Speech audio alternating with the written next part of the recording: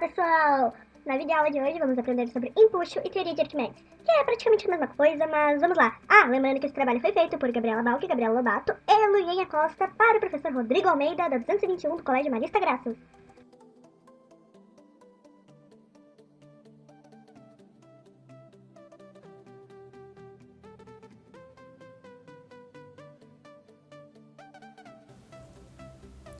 O empuxo é a existência da ação de várias forças sobre um corpo mergulhado em um determinado líquido.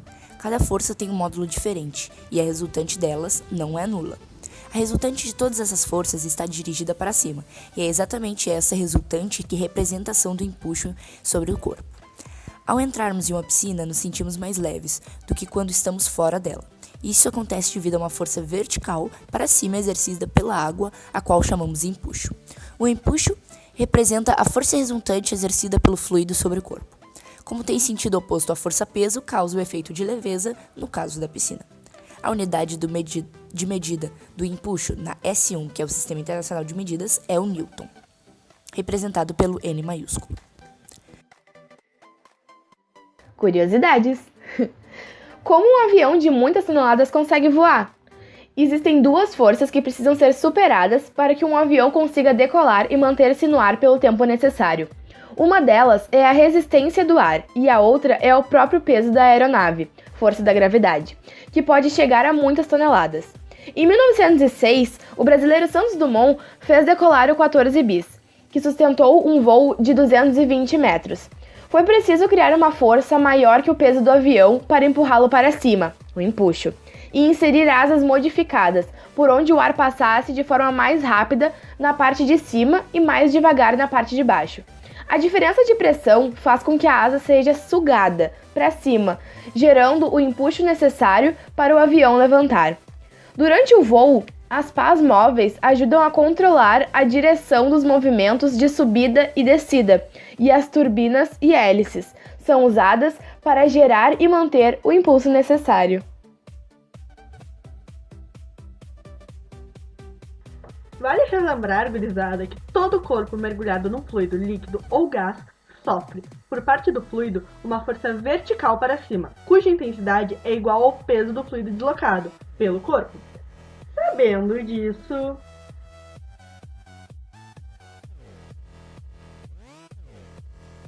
Você já vê o volume do fluido deslocado pelo corpo, então a massa do fluido deslocada é dada por mF é igual a dF vezes Vf. A intensidade no empuxo é igual ao do peso dessa massa deslocada.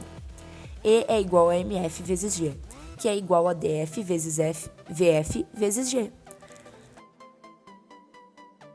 para corpos totalmente imersos, o volume de fluido deslocado é igual ao próprio volume do corpo. Neste caso, a intensidade do peso do corpo e do impulso são dadas por P é igual a dC vezes Vc vezes G, e também E é igual a dF vezes Vc vezes G. Comparando as duas expressões, observamos que, se dC é maior que dF, o corpo desce em movimento acelerado, ou seja, força resultante é igual a peso menos empuxo.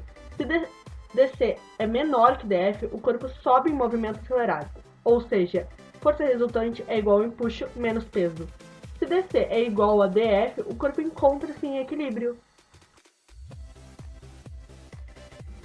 Curiosidades e exemplos do empuxo. O valor do empuxo não depende da densidade do corpo que é imerso no fluido, mas podemos usá-la para saber se o corpo flutua, afunda ou permanece em equilíbrio sobre o fluido. Se a densidade do corpo for maior que a do fluido, o corpo afunda. Se a densidade do corpo for igual à do fluido, o corpo fica em equilíbrio com o fluido.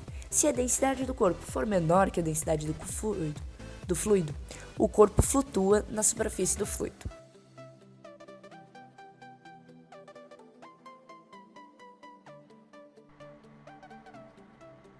Quando um corpo mais denso que um líquido é totalmente imerso nesse líquido, observamos que o valor do seu peso dentro desse líquido é aparentemente menor do que no ar. A diferença entre o valor do peso real e do peso aparente corresponde ao empuxo exercido pelo líquido. P aparente é igual a P real menos E.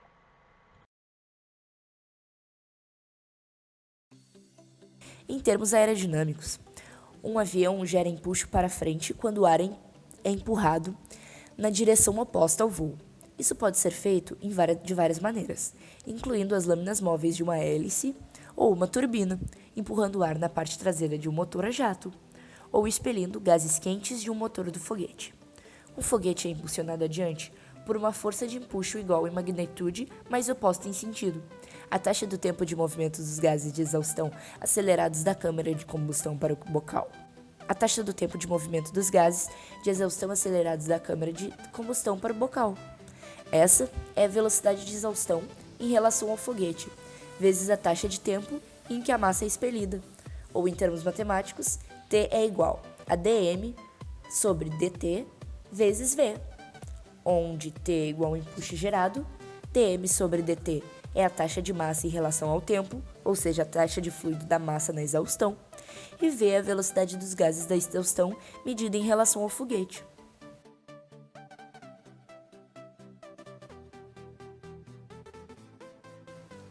Para o lançamento vertical de um foguete, o empuxo inicial precisa ser maior que o peso. O empuxo é a existência da ação de várias forças sobre um corpo mergulhado em um determinado líquido. Cada força tem um módulo diferente, e a resultante deles não é nula. A resultante de todas essas forças está dirigida para cima, e é exatamente essa resultante que representa a ação do empuxo sobre o corpo. Para se calcular a intensidade da ação do empuxo, existe uma pequena relação entre o empuxo e a densidade do corpo no qual o corpo está imerso. Veja, E é igual a md vezes g, e md é igual a μ vezes vd. Este md é a massa do líquido deslocado. Vd é o volume do líquido deslocado e corresponde ao volume da parte do corpo que está mergulhada. E esse uzinho com uma perninha é uma letra grega que se chama μ, e é a densidade do líquido. Substituindo 2 em 1, temos a equação para se calcular o empuxo. E é igual a μ vezes d vezes g.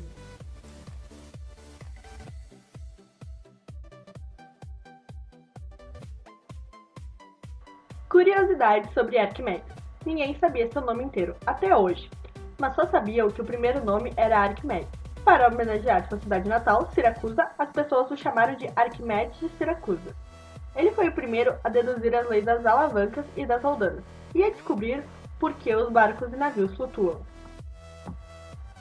Ele gostava de máquinas e inventou os sem números de engenhocas itens, como um aparelho de bombear água que até hoje é usado em algumas partes do mundo, e terríveis catapultas de guerra, como as quais podia lançar as pedras de 1/4 de tonelada a 1 quilômetro de distância. Nascido de uma família aristocrata, ele foi amigo do rei Heron, Siracusa, na atual Cilícia. Na matemática, Arquimedes ensinou novos cálculos e a determinar a área das figuras, como elipses, parábolas e cilindros. Siracusa foi tomada e Arquimedes morto durante a batalha final por um soldado invasor.